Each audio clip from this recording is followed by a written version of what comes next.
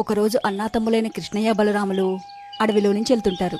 చీకటి పడడంతో కృష్ణయ్య బలరాముడితో ఈ రాత్రికి ఇక్కడే పడుకుని తెల్లారాకే ప్రయాణం సాగిద్దాం అని అంటాడు. అందుకు బలరాముడు సరే అంటూ, ముందు నువ్వు పడుకో, నేను నీకు కాపలాగా ఉంటా, నీ అలసట తీరి లేచాక నేను పడుకుంటా అని అనడంతో కృష్ణయ్య పడుకుండిపోతాడు.